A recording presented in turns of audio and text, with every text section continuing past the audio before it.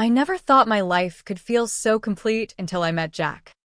It was like stepping into one of those feel-good rom-coms set against the sprawling sunsets of Southern California. We'd been together for 2 years, building our little slice of heaven in a cozy condo overlooking the Pacific in Santa Monica.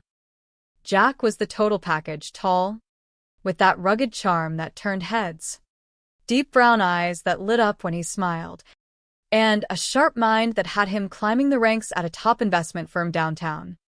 He treated me like I was the center of his universe, always surprising me with beach picnics or handwritten notes tucked into my lunch bag.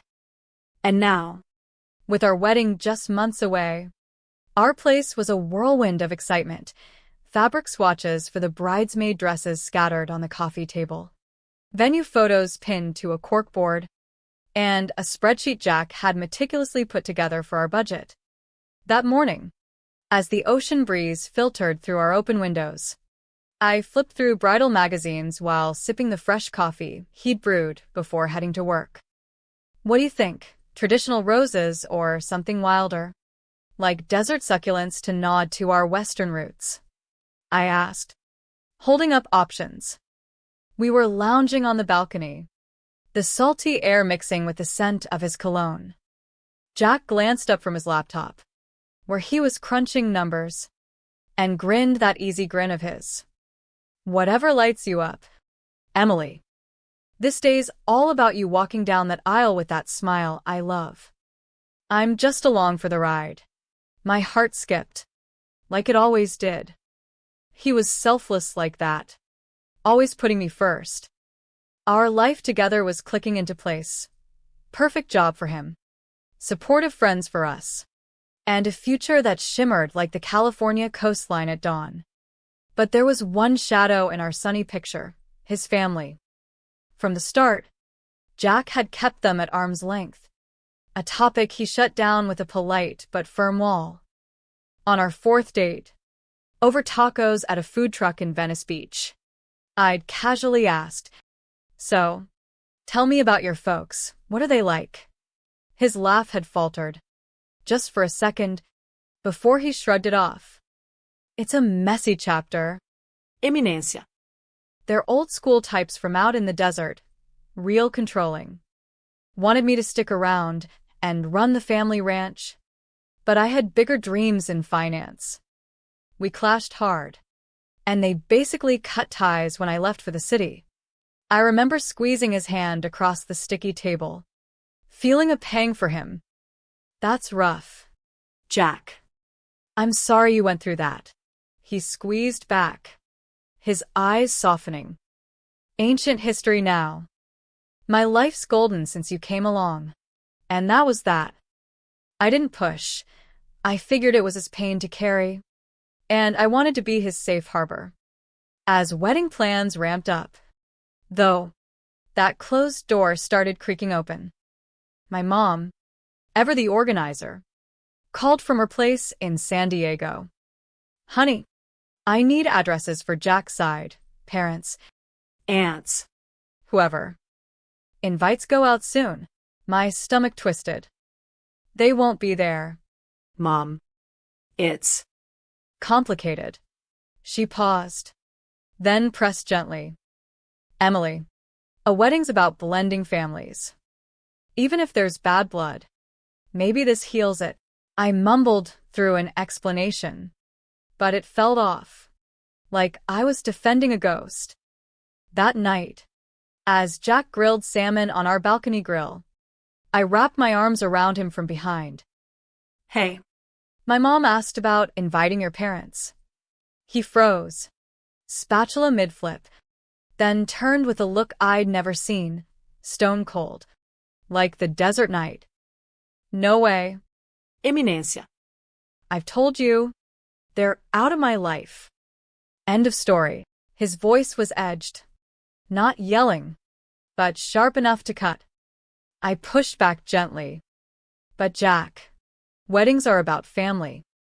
What if this is a chance to mend fences? It's the West. People here value roots." He stepped closer, eyes intense. "You don't get it. They're the type who drag you down with guilt and demands. They poison our day with their negativity. I won't let that happen to us. Seeing my hurt, he softened, pulling me in. I love you too much for that drama. Trust me, this is my line in the sand. Can you respect that for our future? I nodded, whispering, okay. I trust you. He hugged me tight, and the evening melted back into normalcy. Laughs over dinner, cuddles on the couch. But as I lay awake that night, the waves crashing below, unease gnawed at me. Our life was a stunning ranch house on a hill, but he'd just pointed out a locked barn in the back. And I couldn't help wondering what skeletons were inside. For weeks, I shoved it down, drowning doubts in wedding bliss. We tasted cakes at a bakery in Malibu, chocolate fudge won out, and picked rings at a jeweler in Beverly Hills. Simple bands that felt eternal.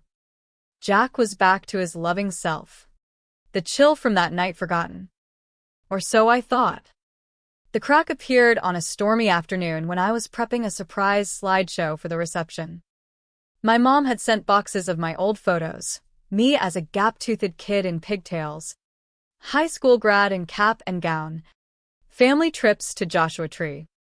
Get some of Jack's baby pics, she suggested. Guests eat that up. I laughed it off, but the idea stuck.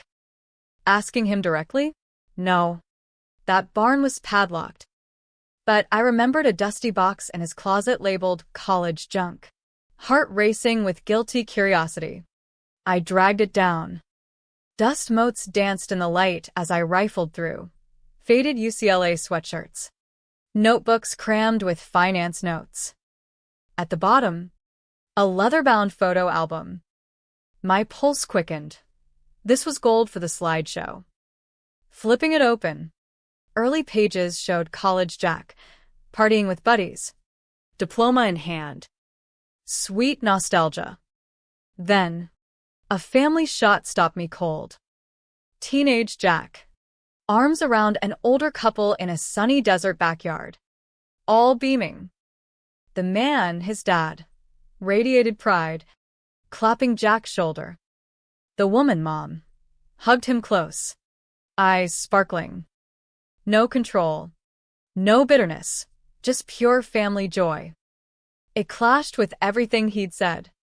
Confusion swirled, sadness for lost happiness. Suspicion blooming like a cactus flower. Album in hand, I found Jack reading on the couch. Look what I dug up. Perfect for the slideshow. I tried casual. His eyes hit the open page, and warmth vanished, replaced by ice. He stood slowly. Where'd you get that? Voice flat. Dangerous. Your closet box. Just old pics. Right? You all look so happy here. He snatched it, slamming it shut. I told you to drop it. Emily. Why can't you respect my boundaries? No, Jel. But fury simmered. I'm sorry. I thought. Just leave it. He stormed off, shoving it away. The day dragged in silence, him distant as a mirage. That evening, needing space, I retreated to bed. Then, muffled voices from the hall, Jack on the phone, tone cold, commanding. Curiosity pulled me to the door. That I don't care what you need. The deal's set, you get what I send. Period. Pause. Frantic reply on the other end. Don't push it. You know the consequences. Chills ran down my spine. Not a hurt son, a controller. He hung up, entered with his charm mask on. Ready for bed. Babe. I stared, the happy photo clashing with a stranger. In that moment, I knew his story was smoke. The truth, a storm brewing. The facade held for days, but cracks spiderwebbed through our perfect life. Jack amped up the affection, surprise flowers from the Santa Monica Farmers Market. My favorite sushi delivered after work. Constant, I love you," whispered like prayers. It felt forced. A band-aid over a gash. I wanted to buy it, to sink back into our bubble. But that phone call echoed. I played along. Smiles. Kisses. Wedding chatter. Inside, I was a detective in my own home. Trust eroded like beach sand in a tide. Our condo, once a haven, now felt staged. Every laugh scripted. I couldn't vow forever to a man whose past was a black box. I needed facts, not feelings. Opportunity struck on a Thursday. Jack had a client dinner in downtown LA, unmissable. Alone with the hum of the fridge and distant traffic. I seized it. We'd opened a joint account for wedding costs, checking it was legit. Right? Laptop open at the kitchen island. I logged in, palms sweaty. Transaction scrolled. Venue deposit. Florist payment. My dress charge, all normal. But I dug deeper. Months back. Then, A pattern. $500 monthly to Desert Haven Rentals. Unfamiliar. Recurring. Like clockwork. Not wedding related. Unease prickled. Googling Desert Haven Rentals revealed a tiny management firm in Barstow. A dusty Mojave town off I-15. Hours east. Jack never mentioned it. A wild theory formed. What if this tied to his parents? What if they were there? Shaking it off felt impossible. The next day, feigning a spa day with my bestie Sarah, I hit the road. The drive east shifted from LA's buzz to endless desert, cacti, Joshua trees, heat waves dancing on asphalt. Barstow was a blink-and-miss town. Faded motels, truck stops, wind-whipped signs. Desert Haven's office was a trailer behind a gas station. Inside, a grizzled manager eyed me. Looking for a rental?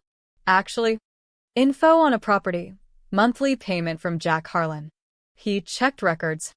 Wary. Yeah, he rents a place out on Old Route 66. Isolated spot. Address in hand. I drove further. Heart pounding. The house was a rundown ranch-style shack, peeling paint, sagging porch, surrounded by scrubland. No cars, no life. Peering through grimy windows, I saw a barren room, rickety table, two frail elders. The man stared doorward, fists clenched. The woman gazed blankly. defeated.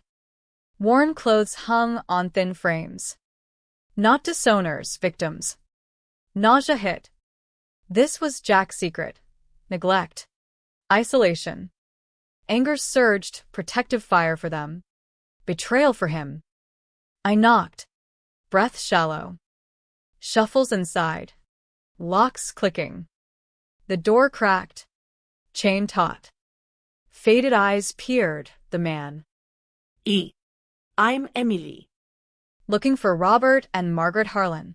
He flinched, scanning behind me. I'm Jack's fiancé. Terror flashed. He moved to slam it. This wasn't anger. It was fear of an abuser. Please. I want to help. I don't understand. But I'm not here to hurt you. He hesitated, then unlatched. He'll be furious, he whispered, ushering me in. The air was stale, like forgotten time. Robert led me to the table. Margaret didn't stir. Eyes vacant. Iset. Voice soft. Jack said you cut him off for leaving the ranch. But. This. Robert's laugh was bitter. Broken. Our boys always spun tales. The truth poured. They were a loving family, running a small cattle ranch near Barstow. Saved for retirement. Proud of Jack's city success. Years back, he convinced them to invest savings ranch sale. Nest egg via his firm. Promised big returns, Robert rasped. Fake statements showed gains. Then crash. All gone. Jack helped. Move them here? Temporary hideout. But he took cards, IDs, Phones. for legal protection post-bankruptcy. Isolated them from friends, controlled groceries, rent from their remnants. Not lost money, stolen, laundered through bad trades. Margaret wept silently now, grief cracking her shell. Jack's rule wasn't pain, it was a cage to hide his fraud. Our life? Built on their ruins. The drive back was a blur. Fury boiling. Jack wasn't abandoned. He was the abandoner. Thief. Jailer. Our condo felt tainted. I couldn't just bolt. That'd leave them trapped. Justice called. Calmly, I accessed his laptop. Financial files confirmed. Transfers from their accounts to his. Disguised. Photos snapped. Evidence. I packed my essentials, clothes, family heirlooms.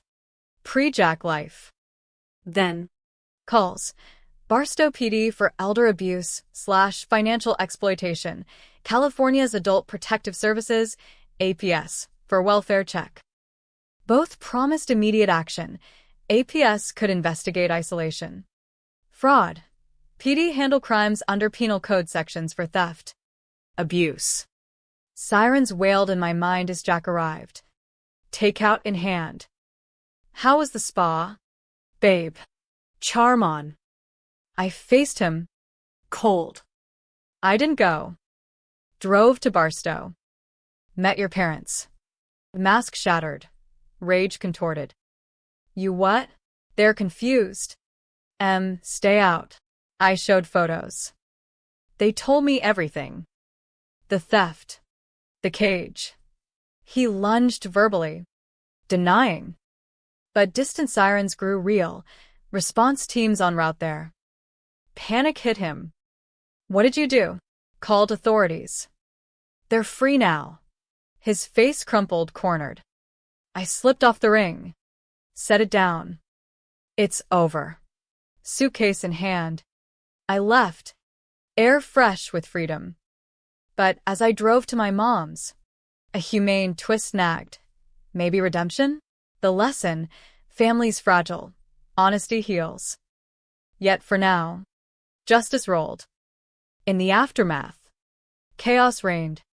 But it was the kind that clears the air after a desert storm. I crashed at my mom's in San Diego that night. The ocean's roar a soothing contrast to the turmoil in my head. She held me as I spilled everything, the lies, the discovery, the calls. You did right, honey, she said, her voice steady like the waves. Elder abuse is no joke. California's got strong laws for that.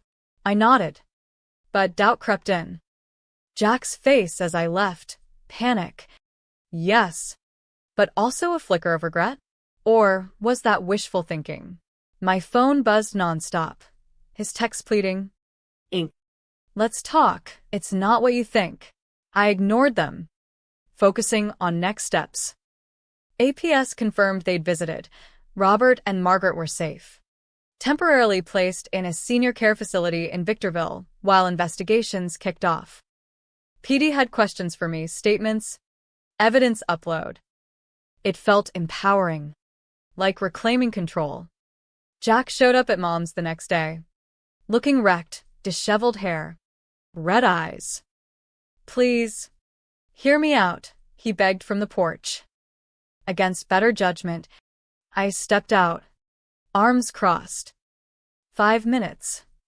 We sat on the steps, the San Diego sun mocking our drama. His story tumbled. The investment wasn't outright theft at first. Ambitious at the firm, he pushed risky trades with their money, chasing bonuses. Losses mounted, shame hit. Instead of confessing, he faked statements, siphoned bits to cover, then isolated them to protect from creditors. I thought I could fix it, he choked. But it snowballed. I love them. Primer just. Panicked. Tears streamed. It humanized him, not a monster. but a flawed man drowned in ego and fear. Still, actions had consequences. You abused them. Jack. Financially, emotionally. Under law, that's exploitation, could mean jail. He nodded. Broken. I know. I'll cooperate. Make amends. That sparked change. I didn't forgive instantly, but suggested therapy, family counseling through APS programs. He agreed, turning himself in to PD. Charges loomed: grand theft, elder financial abuse per Penal Code 368. But his cooperation might lighten it: restitution, probation. We postponed the wedding indefinitely. I needed space. Weeks blurred into therapy sessions. First solo, unpacking betrayal. Then family ones in Victorville. Robert and Margaret, frail but resilient, shared pain. We trusted you, son, Robert said, voice quivering. Margaret, thawing, added, but we never stopped loving. Jack broke down, apologizing profusely. I was wrong, arrogant. I'll repay everything, even if it bankrupts me. He liquidated assets. Started restitution, $200K wired back. More planned via court order. I visited them often, building bonds. Margaret taught me dessert recipes, simple chilies from ranch days. Robert shared stories of young Jack, the boy who dreamed big but lost his way. It humanized the mess. Legally, clarity came. DA pursued charges. But with Jack's plea, it leaned toward diversion, community service, mandatory counseling instead of prison. California's elder protection laws emphasized rehabilitation when possible, especially first offenses. I testified. Balanced. He erred gravely, but shows remorse. It felt just, not vengeful. Our relationship? Fractured, but mending. We dated again. Slowly, no rush to altars. Beach walks turned honest. I hid because I feared losing you, he admitted. Lesson learned, secrets destroy. I nodded. And family endures, if you let it. As months passed, healing bloomed like spring in the Mojave. Robert and Margaret moved to assisted living in Palm Springs, funded partly by Jack. With APS oversight, they thrived. Bingo nights, garden clubs. Jack visited weekly, rebuilding. Me? I threw myself into work, a marketing gig in LA, finding independence. The drama taught a light lesson. In the West's vast spaces, isolation breeds pain, connection heals. Revenge? E chose rédemption. It wasn't easy, but it felt human. One evening, over sunset margaritas on my balcony, Jack proposed again, simple. No diamonsacles. Not yet, I said, smiling. But maybe someday. The future shimmered. Not perfect, but real. With legal proceedings underway, life settled into a rhythm of accountability and growth. Jack's plea deal came through. 2 years probation. 500 hours community service at senior centers. Full restitution. And ongoing therapy. He dove in, volunteering at a Barstow elder home. Ironic, but fitting. It's eye-opening, he shared during a coffee meetup. Seeing what isolation does. I attended some sessions, witnessing his evolution from defensive to owning faults. I used their trust as a ladder, he admitted to the counselor. No more. Robert and Margaret testified via video, forgiving, but firm. We want healing, not punishment, Margaret said, her voice stronger now. The judge nodded. California's system favored restoration for nonviolent cases. I reconnected with friends, spilling the saga over hikes in the Hollywood Hills. You dodged a bullet, Sarah said. But turning it around? That's strong. It empowered me. I enrolled in online law courses, focusing on elder rights. Knowledge clarified, under Welfare and Institutions Code. APS interventions were spot on, ensuring safety without overreach. Plot twists emerged. Investigations revealed Jack's firm had shady practices. He whistleblew, aiding a broader probe. Redemption arc strengthened. Family weekends in Palm Springs became routine, barbecues under palms. Stories flowing. Robert regaled with ranch tales, cattle drives, dust storms. "We built that life together," he said. Jack listened, humbled. "I tore it down. Now, I'll rebuild." Emotionally, I navigated waves. Anger ebbed, replaced by empathy. A humane ending unfolded. Not blind forgiveness, but earned trust. Jack sold our condo, downsizing to fund repayments. We dated casually, drives through Joshua Tree, stargazing in the desert. "This is where it started," he reflected one night. "My roots." I squeezed his hand. "And where we mend." The lesson crystallized. In America's West, where frontiers test character, honesty forges stronger bonds than secrets ever could. non feritare. But a real story of fall and rise. As probation neared end, Jack surprised us with a family trip, a modest cabin in Big Bear. Laughter echoed around the fire pit, marshmallows roasting. Margaret hugged me. "You're the light that broke through." I teared up. We all are. The drama's sting faded, leaving wisdom. Probation wrapped with Jack, a changed man, humbler, grounded. He switched jobs to ethical investing, advising seniors on safe plans. No more risks with loved ones, he vowed. Robert and Margaret flourished in Palm Springs. She joined a book club. He a veterans group. Old ranch hand tales resonated. Family dinners became monthly rituals, tacos in LA, reflecting our first dates. I finished my courses, volunteering at APS, paying forward. Our bond deepened, engagement renewed, but simple, a desert ceremony planned. Inclusive. The wedding was intimate under Mojave stars, friends. My family, his restored. Vows emphasize truth, through shadows. We choose light. No revenge, just redemption. Post-honeymoon, we settled in a modest Ventura home, beach nearby. Life's lesson lingered lightly, betrayal wounds, but compassion mends. In the West's open skies, there's room for second chances. We thrived, a testament to humanity's resilience.